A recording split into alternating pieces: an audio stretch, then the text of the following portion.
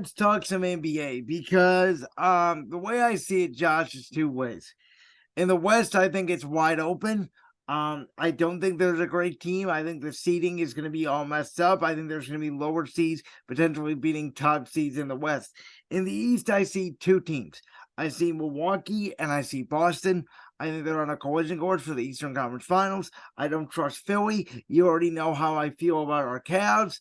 Those are the main four. The rest, the Knicks could maybe win a playoff series, but they're not real championship contenders. But that's the way I see it. East is Milwaukee, Boston, and in the West, I really do believe it's whoever stays healthy.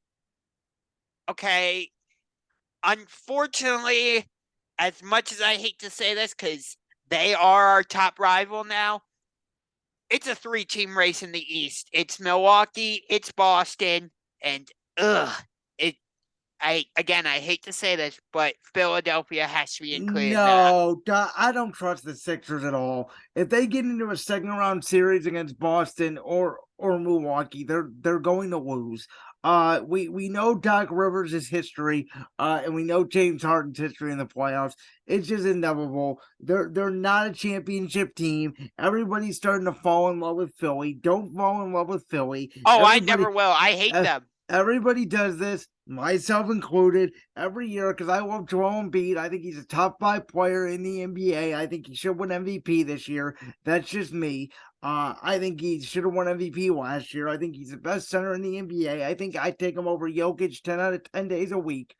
But the fact of the matter is, Embiid gets hurt a lot in the playoffs. They're not consistent, and they have terrible coaching, and they melt down when it matters. I mean, I don't want to include them in the top 3 because for me anyway, they are the biggest rival for the Cleveland Cavaliers right now. And it's not even close. The Cavs' biggest rival, without a doubt, no question, is the Philadelphia 76ers. Ugh, I don't even like saying that team's name. Ugh, that's how much I dislike them now. Can I ask you why? Is it just because the Cavs can't beat them? Okay, so here's the thing. Even though we lost all 4 games against Philly last season, one, I felt like in each game, the level of animosity kept going up a notch each game. It's something I noticed. And the margin of victory kept getting smaller for Philadelphia in each game. And this season, it just felt like the animosity has ramped up. But, it was that last game against Philly that really pushed me over the edge. First of all, that was an offensive foul on Joel Embiid. Absolutely, it was. That I think I don't like to use ref ball as an excuse for when one of my favorite teams loses. The Sixers won because of ref ball in that last game against us. You can't say that's the main reason why they won the game because they did close out better. But yeah, that had a major factor. That was a major factor because it allowed them to stay in the game. I don't like James Harden anymore. I think he gets away with, fouls that should not be called. And I just don't like the Sixers anymore. Not that I ever did, but yeah, though I have a special connection with the 76ers, or at least I used to. Because they were the first team whose intro I saw without being frightened or anything with all the pyrotechnics and stuff. So that was a significant thing because I've had a long fear of pyro and stuff. I'm not going to get into all of that. But they were the first team I saw to watch their intro with the pyro and not cover my ears, close my eyes, or run away or anything. But so I do thank them for that. But yeah, they're the Cavs' biggest rival. What's Easy. your thoughts on the West? Because Denver and Sacramento right now are the two top seeds. I don't believe in either one of them. Sacramento doesn't play any defense, and they are really young. And outside of Jokic, I don't trust Jamal Murray or Michael Porter in big playoff series. And quite frankly, I think Jokic could get exposed in the defensive end because he can't freaking jump. Then you got Memphis and the whole John Morant situation. Golden State, I would like because of that veteran experience, but they literally cannot win a game on the road. They Phoenix is just did the other they night just against did Houston. against Houston, but I mean they hadn't won a road game since January before then. Phoenix, obviously, we'll see what happens. We know the injury history with Durant, who seemingly is going to come back. We know the injury history with Chris Paul, and his famous choking in postseason series. Then you got the Lakers, who seemingly look great one night, then they look terrible the next night. LeBron is coming back, supposedly. So who knows if that's going to be for a play-in game for a 6th seed. The West is all jumbled up. And I really think it's going to come down to who stays healthy and that veteran experience. I lean just a little bit towards Golden State because something in the back of my head is telling me do not count those guys out. I think they want to try to get one more ring together because they feel like this is going to be the last dance. I think it comes down to Golden State and Phoenix. The Clippers, I thought were going to be in it too, and then they signed Russell Westbrook, and then I went completely off. Yeah, I was about to say you forgot about the Clippers. No. As soon as you sign Russell Westbrook to your basketball team, you are officially disqualified. He is a cancer. He is a ball hog. He is a locker room killer. Russell Westbrook is a bad basketball player. He's not a Hall of Famer. Let's start there. He's a turnover machine. He can't shoot, and he's a disaster on the court. Damn, you and me both got tangents going on. I can't stand Russell Westbrook.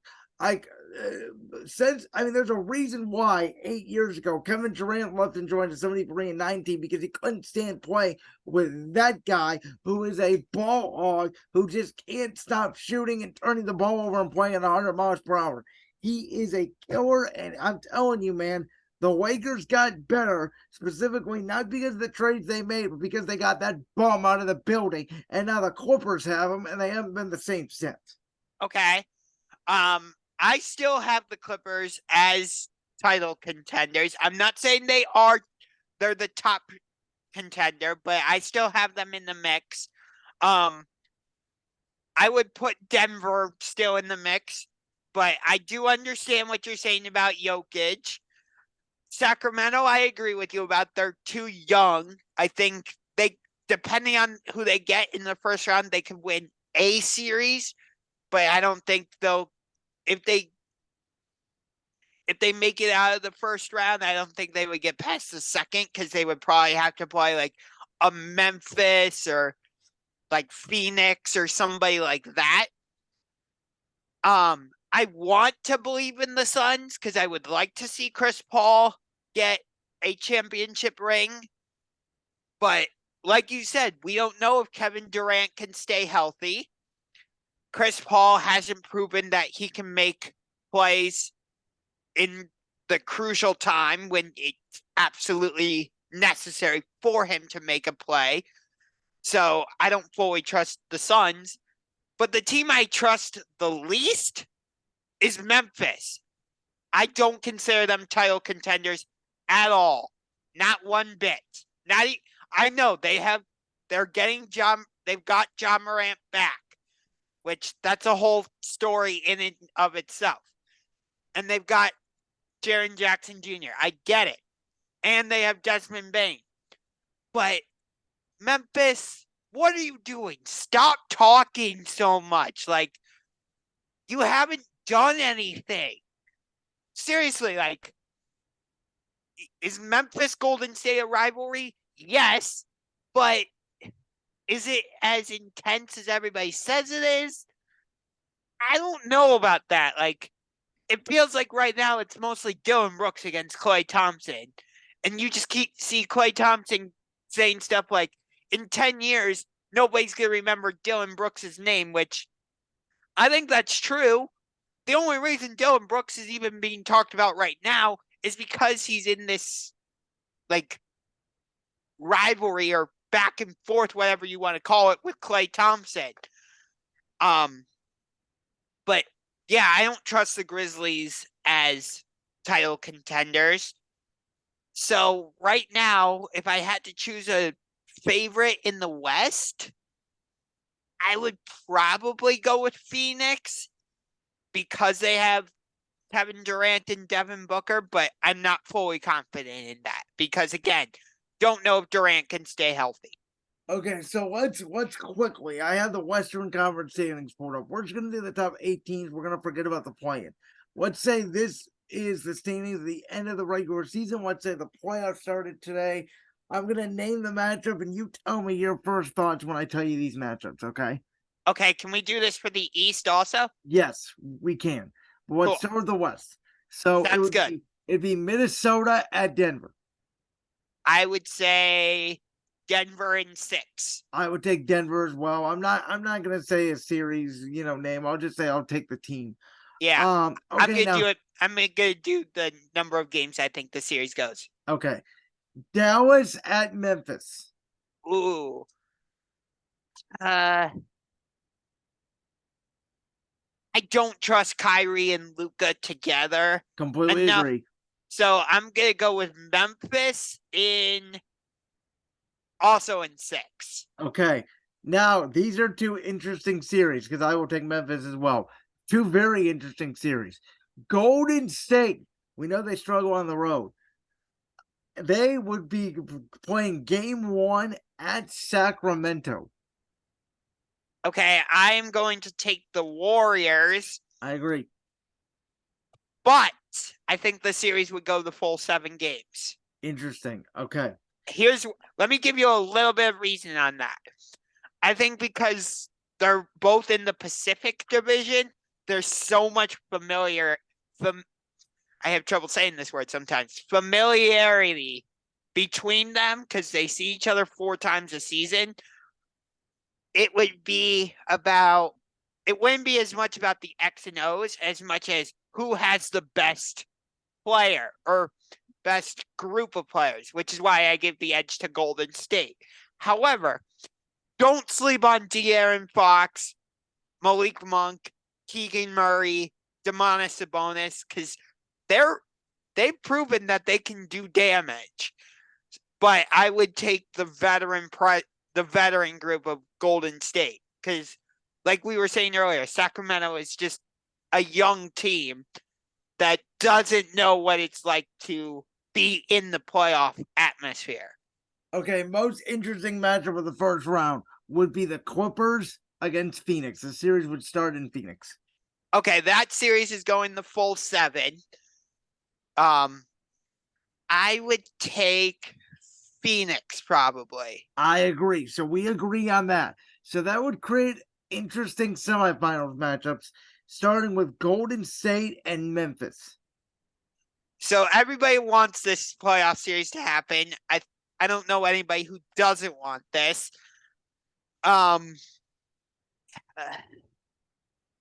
Memphis, Golden State has shown that they can win in Memphis in the playoffs. But here's the thing. I think most people agree that the only reason the Warriors won that series last year is because John Morant got hurt. Which I disagree on that. Even with Ja, I think Golden State would have beat them. And I've been saying it. I think it would have won 6 games. I don't think having Ja there makes a difference or not. Golden State was just the best team last year. Okay, I hear you on that one. I agree to a certain extent, not fully, but I don't, like I said, I don't trust the Grizzlies. I don't think they're legit title contenders. I think they're doing too much talking and don't do anything to back it up. So I would take Golden State probably in 6 games. And then Phoenix and Denver. Yeah, I'm taking Phoenix. I agree. So that would set up then Golden State Phoenix Durant against his former team, Western Conference Finals. Which that is the series. I don't know if that's the series everyone wants, but that's the series I really want. I want to see Durant go against Steph for the right to play in the NBA Finals.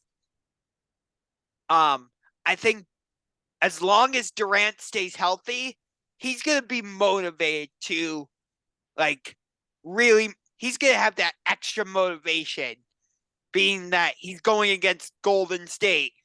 And I think especially seeing Draymond on the other side, because it seemed like him and the two of them had some friction when they were teammates with the Warriors. So I think Durant's going to have extra motivation by that, and that's what propels Phoenix to win the series but the series goes the full 7. Okay, I would take Golden State in 6 in that scenario. I think that their veteran presence, their ability to just bother Durant, and I think ultimately that Chris Paul and Devin Booker will come up small. I think Durant will be good. I think his supporting cast will not be, and that will be the Suns' ultimate downfall. So you have Phoenix making it out of the West in that scenario. I have Golden State. Moving to the East, we would start with the Bucks. They would take on Atlanta. Maybe you give Atlanta a game, but it's probably a sweep. I would say Bucks in 5. Okay. Then you have Miami. This is a very interesting series, in my opinion. Miami, the veteranship of the Heat, going to Boston to take on the Celtics. Rematch of last year's Eastern Conference Finals that went the full 7 games, and, Miami nearly won it on that Jimmy Butler buzzer beater. I think the series would go the full 7 games again. And similar to the Milwaukee-Boston series, where I think the primary reason Boston won is because they had Game 7 on their home floor. That's what makes the difference and allows the Celtics to win. Fair enough. I agree. I would take Boston in the series. Brooklyn and Philadelphia. Brooklyn is a tricky team. They're still playing well, even though they trade Durant and Kyrie. So I could see them pushing Philadelphia, but unfortunately, I'm going to have to take the 76ers, but in 6. Now, can the Cavs get a first-round playoff win over the Knicks? Yes, they can. But New York will not make it easy. New York is going to muck up the game. It's going to be a dogfight.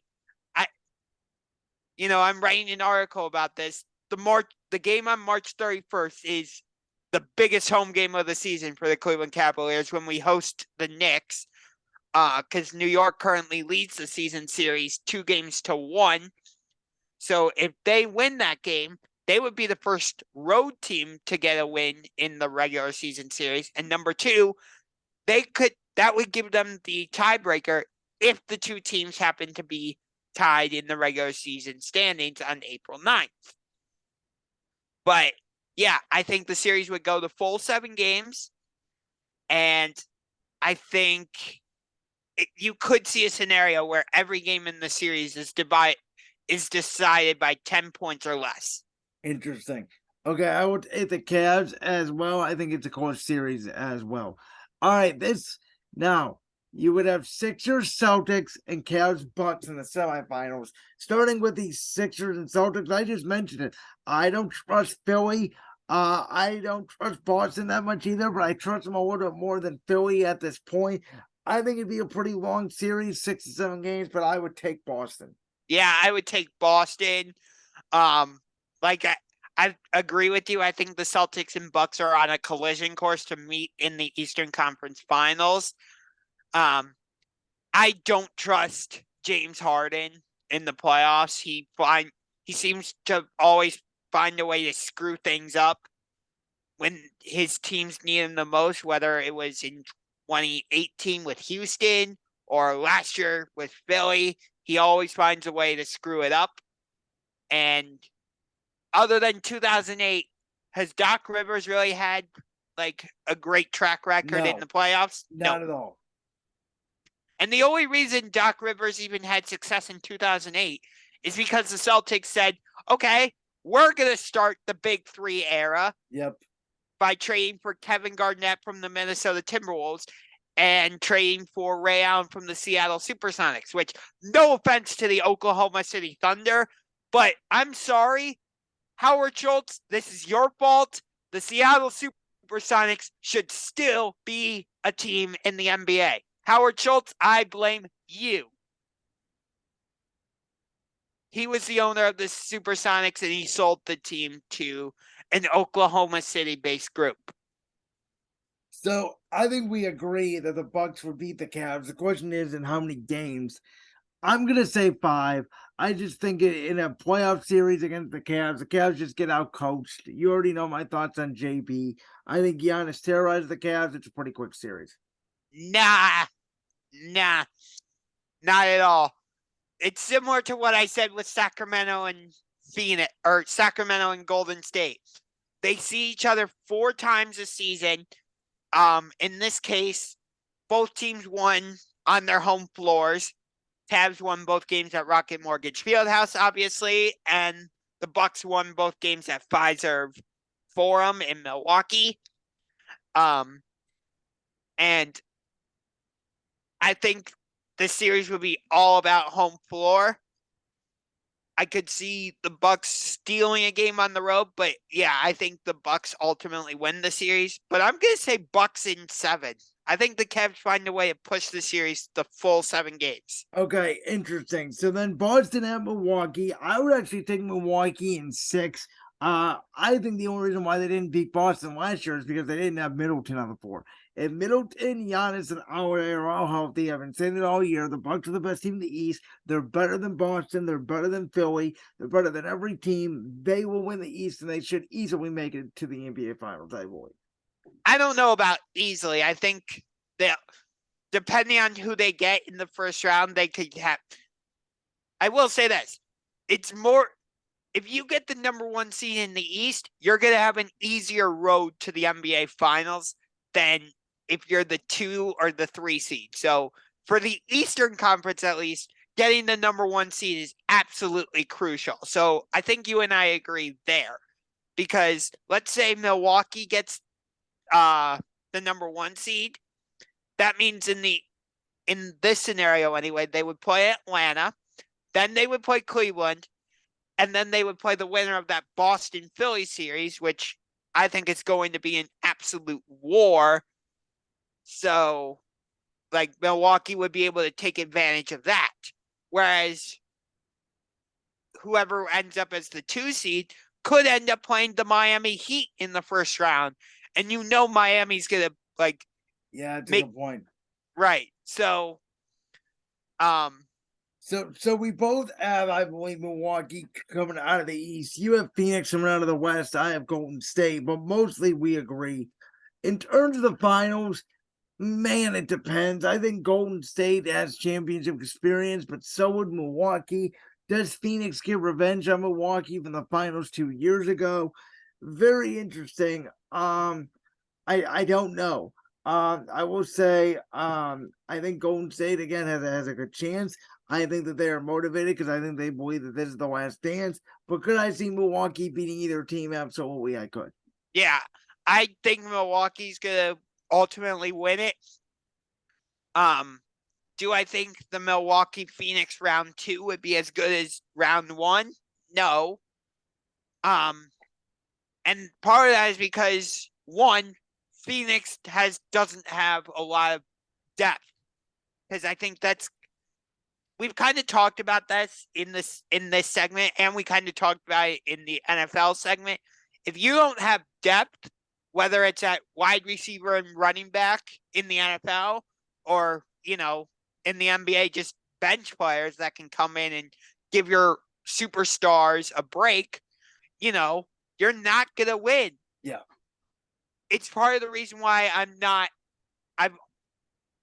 I'm putting the Cleveland Cavaliers in playoff contender, not championship contender, because I don't fully believe in the bench players. They don't have bench at all. It's why I don't even know if they can make it out of the first round. It depends on the matchup. I think the Knicks matchup is tougher than certainly Brooklyn or anything else. But I've heard discussion. Right, I've heard things recently saying the Cavs would rather play the Nets in the first round. Have you heard that? I've heard that as well, and I really have no preference.